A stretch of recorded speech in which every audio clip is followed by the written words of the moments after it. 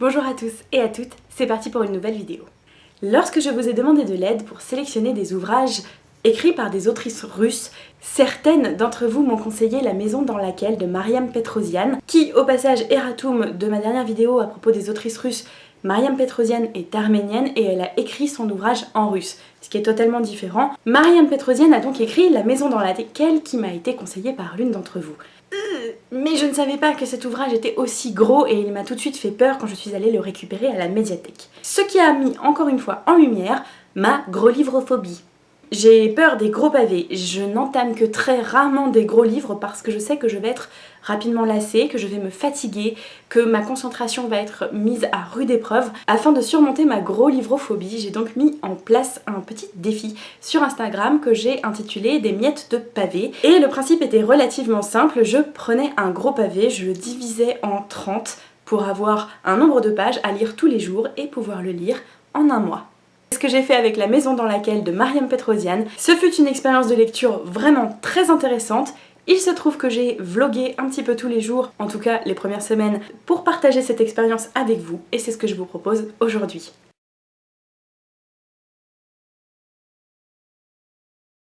Bon bah voilà, on est le 1er avril, donc normalement t'auras eu toutes les explications parce que je vais essayer de m'organiser pour faire le truc bien. Mais aujourd'hui je commence La maison dans laquelle. Ce matin, là il est présentement 8h, il faut que j'en lise 40 pages et après bon bah je ferai ce que j'ai prévu de faire en 1er avril. Mais voilà, j'attaque et bah, je vous reprends juste après. Le truc c'est que je sais pas du tout vers quoi je vais parce que bah, finalement j'en sais très peu. Mais bon, allez. C'est parti.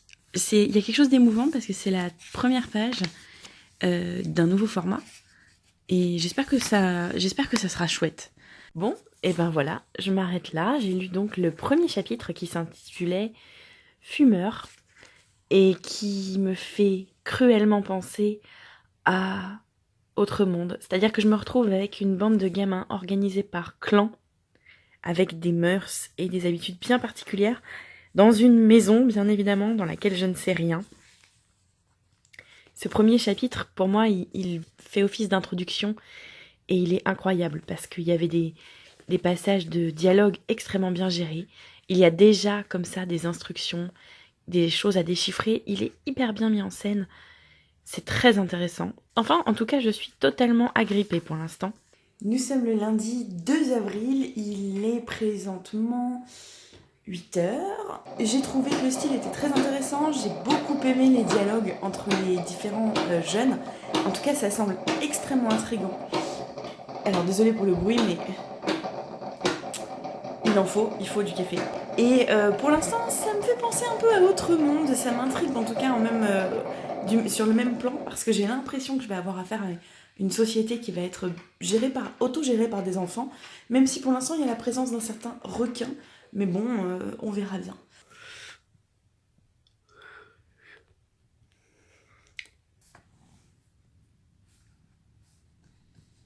En ce matin de 4 avril, je suis totalement paumée dans la maison. Je viens de lire le premier passage dans la forêt et je ne comprends plus du tout où je suis. J'ai l'impression d'avoir perdu mes référents géographiques, mes référents fantasmagoriques aussi. Et je comprends enfin qu'il y a beaucoup de références à la littérature jeunesse classique dans ce livre-là. Alors, il y avait déjà Chacal Tabaki, qui est un personnage du livre de la jungle en fait. Pas du Disney, vous le trouverez pas dans le dessin animé, mais il apparaît dans le conte original et c'est un chacal. Et c'est un personnage très important dans le premier référent temporel dans la maison. Et puis, il y a aussi le Bandarlog, qui lui, Larry, donc dans la maison, qui lui est un personnage singe du livre de la jungle. Et puis là, dans la forêt, dans le roman, dans la maison, vous voyez comme on commence à être complètement paumé, il y a une référence au chat du Shire. Le chat du Cheshire, enfin ce chat-là quoi.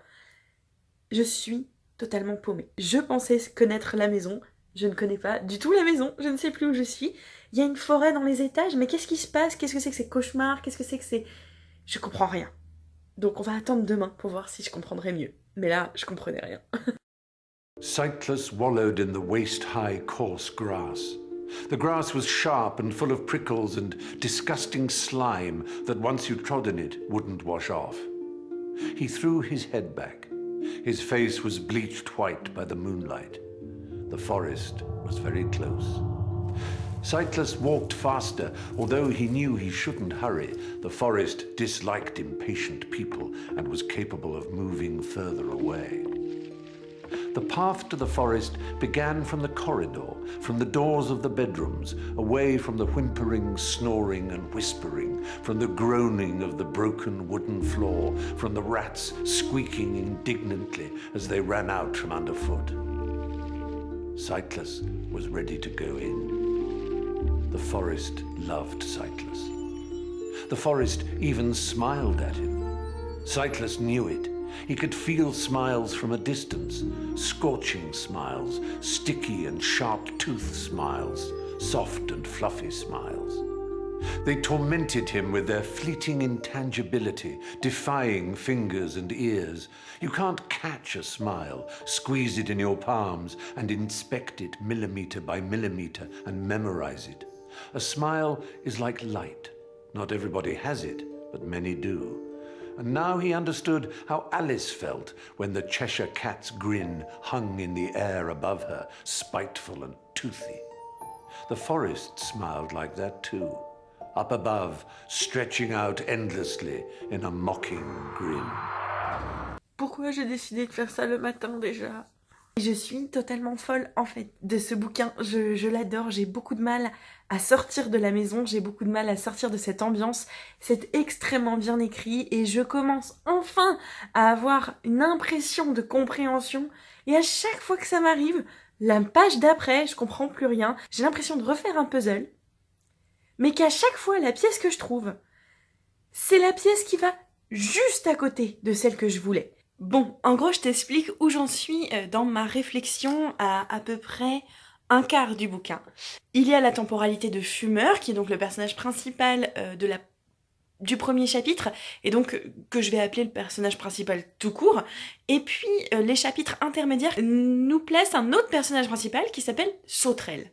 Bien évidemment, tout ça, ce sont des surnoms que les enfants se donnent dans la maison, qui est donc une sorte d'institut vraiment très particulier, une sorte d'école pour les enfants, pour tous les enfants un peu écrabouillés par la vie, les éclopés, que ce soit des enfants en fauteuil roulant, des enfants sans bras, des enfants aveugles, des enfants qui boitent, enfin, tous ces enfants ont pratiquement tous un problème physique. Et si je vous dis ça, c'est pas pour souligner le fait que tous les enfants ont un handicap physique, mais bien qu'ils ont une caractéristique physique qui nous permet de les reconnaître. Eh ben, je comprends rien entre les deux temporalités. Entre celle de Fumeur et celle de Sauterelle, je me doute bien qu'il y a un saut de 5-6 ans, en tout cas c'est ce que j'essaye de comprendre, mais je reconnais pas les gosses. Et Maria Petrosian est ultra maline parce qu'elle me glisse des petits adjectifs, des mots de vocabulaire de ci, de là, pour me faire croire que j'ai compris, mais je comprends toujours rien.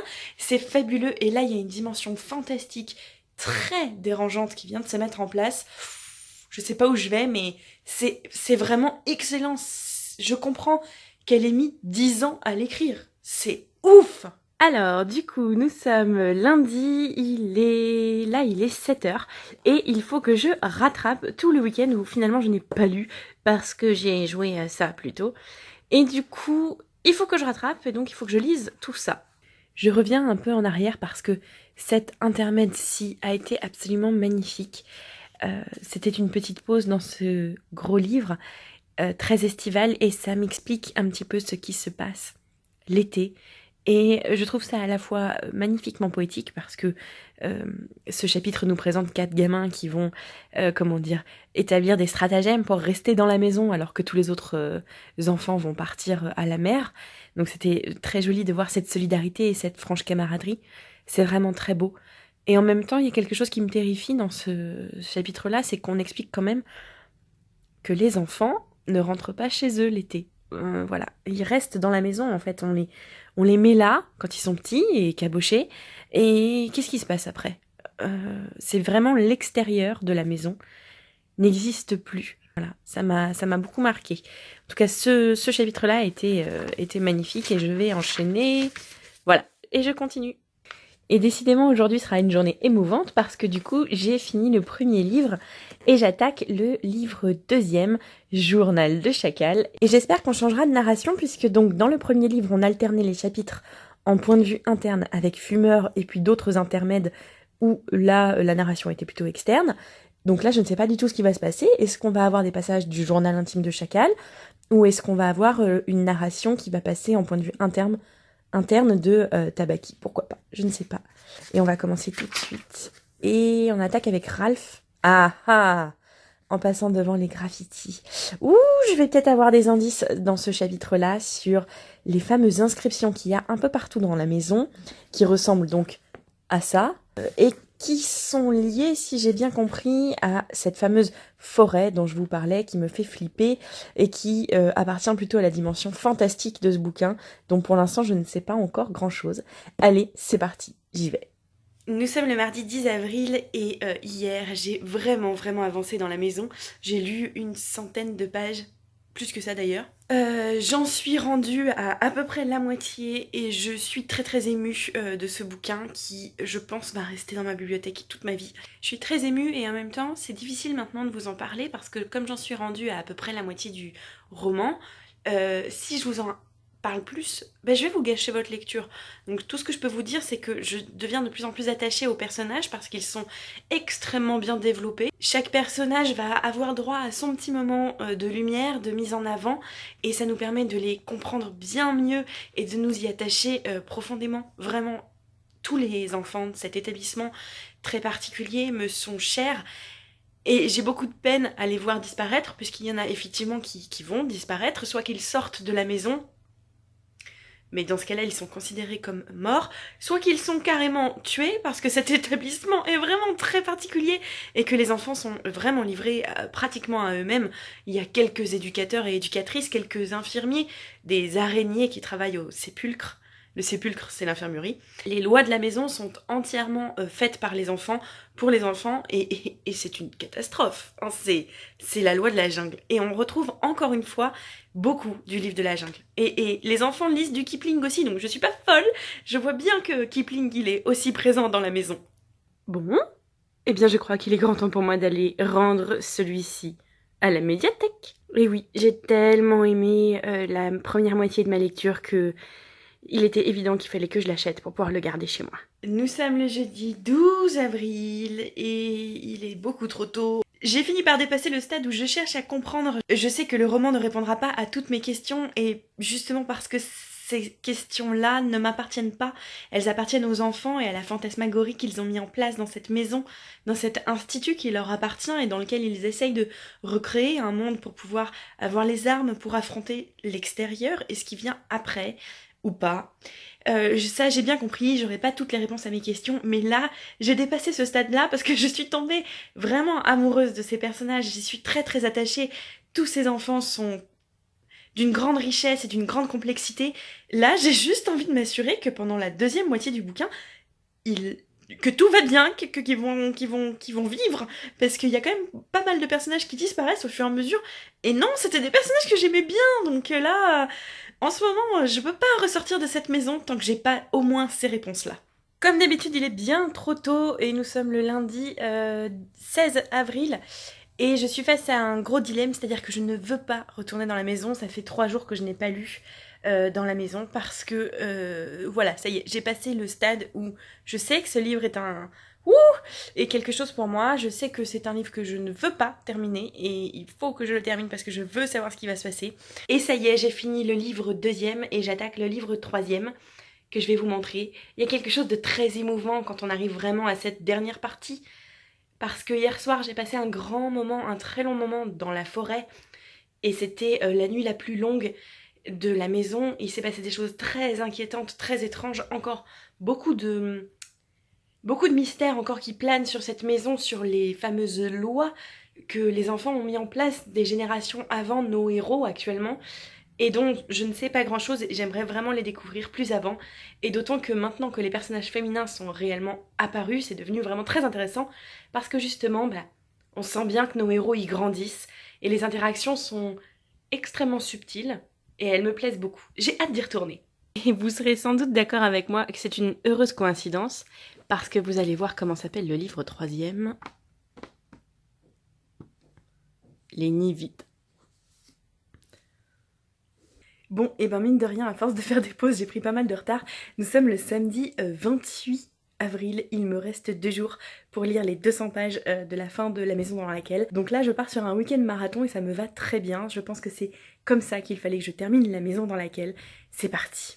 Le truc, c'est que je sais pourquoi j'ai fait une longue pause. C'est parce que dans une des temporalités du récit, finalement, ces 200 dernières pages représentent aussi la fin de la dernière année de certains de mes personnages préférés dans la maison et que j'ai pas du tout envie de savoir comment ça va se terminer parce que je connais la maison, je sais que elle est très cruelle. Lorsque je monterai cette vidéo, j'essaierai de vous mettre des liens en barre d'infos parce que c'est vraiment extraordinaire la manière dont ce livre a été édité. Il faut savoir que Marianne Petrosian a mis une dizaine d'années au moins à écrire ce roman, que de base elle ne voulait pas le publier. Elle en a fait un tapuscrit, c'est-à-dire une espèce d'énorme liasse de feuilles. Vous imaginez en fait une ramette de papier offset que vous mettez dans votre imprimante. C'était le seul exemplaire qu'il existait de ce roman. Il est passé de main en main jusqu'à atterrir sur le bureau d'une éditrice qui, elle, a dit « Ah non mais c'est pas possible, il faut absolument le publier » et qui a réussi à convaincre Marianne Petrosian. Mais c'est quand même extraordinaire parce que ce livre n'a finalement pas été tant travaillé que ça d'un point de vue éditorial. On sent qu'il y a certains passages qui auraient mérité d'être peut-être mûris, ou en tout cas, par exemple, le mot hystérique qui aurait mérité d'être abandonné, d'être remplacé. Mais ce bouquin est tellement complexe et tellement solide que c'est incroyable de savoir que finalement c'est un accident de parcours cette publication.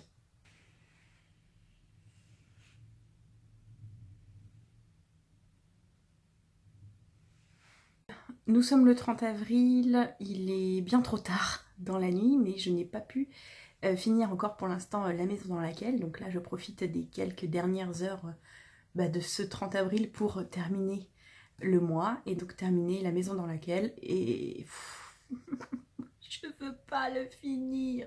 À ce stade, je peux vraiment pas te parler de scénario parce que sinon je te gâche 950 pages de lecture. Il s'est établi vraiment une complicité folle entre les personnages et le lectorat. Et c'est terrible de se dire que toutes les attentes qu'on a eues à chaque fois dans cette maison ont été déjouées ou ont été surrenchéries. Et là, je sais peut-être à quoi m'attendre et je n'ai pas du tout envie de le vivre. Et c'est fou et je veux pas. Et s'il te plaît, sors-moi de là. Et honnêtement, si je m'écoutais vraiment, je m'arrêterais à 50 pages de la fin, là. Et je recommencerai à le lire parce que maintenant, avec toute l'expérience que j'ai dans la maison, je suis sûre que je pourrais vivre les 300-400 premières pages bien différemment. Et j'ai qu'une seule envie, c'est de relire ces pages pour voir si mes interrogations ou si les suppositions que j'ai faites étaient les bonnes. Je profite de cette toute dernière session de vlog pour dire que vraiment La maison dans laquelle est un chef-d'œuvre à mes yeux, que c'est aussi bien écrit, que c'est énigmatique, que c'est vraiment un livre qui va me rester très très longtemps. Je suis très fière de l'avoir dans ma bibliothèque, je suis fière d'avoir réussi à le lire et ce fut un mois absolument délicieux. J'ai l'impression en fait de terminer quelque chose qui, à mon sens, aurait plus de goût si ça pouvait durer à vie en fait. Voilà, c'est vraiment un bouquin qui m'a marquée et je vous souhaite de le lire et je vous souhaite de vivre les mêmes émotions que moi.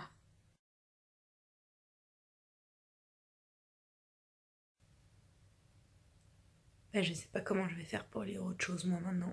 Cette fin et cet épilogue qui fait plus de 50 pages quand même, c'est une fin qui est aussi surprenante qu'évidente, aussi inattendue que vraisemblable. C'est pas du tout la fin à laquelle je m'attendais, c'était très très émouvant. Le fait que je dise que c'est émouvant, c'est parce que c'est la fin d'un roman qui m'a vraiment beaucoup plu. Bien sûr, ça n'a pas à influencer, c'est pas spoilant quoi, tu vois. C'était juste merveilleux. C'est pas facile de terminer un chef-d'œuvre. Et là, ça n'aurait pas pu être différent. C'est parfait. Tout est parfait. Bon, je retourne me mettre en PLS, moi. La maison exige une forme d'attachement mêlé d'inquiétude, du mystère, du respect et de la vénération. Elle accueille ou elle rejette, gratifie ou dépouille, inspire aussi bien des contes que des cauchemars, tue, fait vieillir, donne des ailes. C'est une divinité puissante et capricieuse, et s'il y a bien quelque chose qu'elle n'aime pas, c'est qu'on cherche à la simplifier avec des mots. Ce genre de comportement se paye toujours. Voilà, maintenant que vous êtes prévenus, on peut continuer à discuter. Voilà, vous l'avez sans doute compris, mais cette lecture m'a absolument bouleversée. Ça faisait longtemps que j'avais pas vécu un coup de cœur pareil. Ce livre est un monument, si je peux me permettre de dire ça. Ce livre est totalement incroyable, je l'ai adoré, que ce soit d'un point de vue stylistique que narratif. J'ai été transportée, j'ai été étonnée, j'ai été menée par le bout du nez. Pendant certains chapitres, je me suis posé 1001 questions, j'ai savouré les références littéraires, je suis tombée amoureuse de pratiquement tous les personnages de ce roman. C'est une lecture atypique, mais c'est une lecture que je suis terriblement heureuse d'avoir faite. Et ça faisait longtemps que j'avais pas lu un livre comme ça, et vraiment ce livre-là, maintenant ça fait partie de mes trésors. Un nouveau défi des miettes de pavé va bientôt commencer pour moi sur Instagram. Comme à chaque fois que je vous propose un hashtag, d'ailleurs il est là, c'est pour que vous puissiez le reprendre, c'est pour que vous aussi vous fassiez la même chose. Si vous avez envie de reprendre le principe, allez-y, foncez, ça me ferait ultra plaisir de voir que vous l'avez fait. Si vous avez lu des pavés, dites-moi lequel c'était, dites-moi si ça vous a plu. N'hésitez pas à me donner vos impressions en commentaire, vraiment je n'attends que ça. Il est certain que pour l'instant les gros pavés me font encore un petit peu peur, mais grâce à des miettes de pavés, je vais pouvoir en commencer un bientôt et je suis ravie. Et vous, vous avez prévu de lire un gros livre ? En attendant de pouvoir échanger avec vous dans les commentaires, je vous laisse bouquiner. Et moi je retourne lire. Ciao!